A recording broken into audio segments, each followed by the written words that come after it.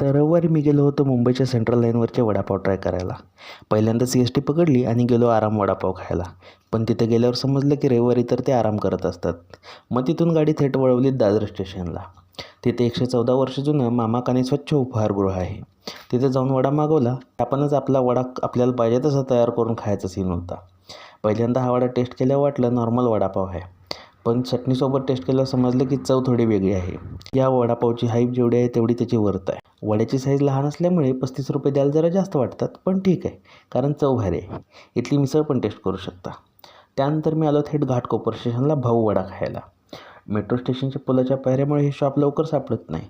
या शॉपसमोर मात्र ढीग गर्दी होती. जेवढी गर्दी आत तेवढी गर्दी बाहेर पण होती. इथं ओळीत 5 मिनटं उभा राहिल्यावर वडा मिळाला. या वड्याची साईज मात्र मोठी होती. या वड्याची टेस्टमध्ये वेगळं पण त्याच्या आत असलेल्या खोबऱ्याच्या चटणीमुळे आणि कच्च्या कांद्यामुळे जाणवत होतं. 25 रुपयाच्या मानाने हा वडा पैसा वसूल आहे. याची टेस्ट मात्र जबरदस्त आहे. त्यानंतर मी आलो सरळ ठाणे स्टेशनला गजाननचा वडापाव खायला. या वड्यासोबत इथे बेसनची आणि हिरव्या मिरचीची चटणी होती आणि त्याची टेस्ट पण सोसच लागली. बाकीच्या 2 वड्यांच्या तुलनेत हा वडा खूपच ॲव्हरेज आणि ओव्हर हाईप केलेला वाटला.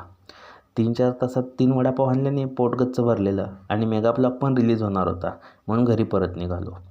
कमेंटमध्ये मुंबई आणि नवी मुंबईतील आणखी फेमस वडापाव नक्की सुचवा. व्हिडिओला लाईक आणि खादाड कोल्हापुरी चॅनलला फॉलो सबस्क्राईब करायला विसरू नका. जय महाराष्ट्र.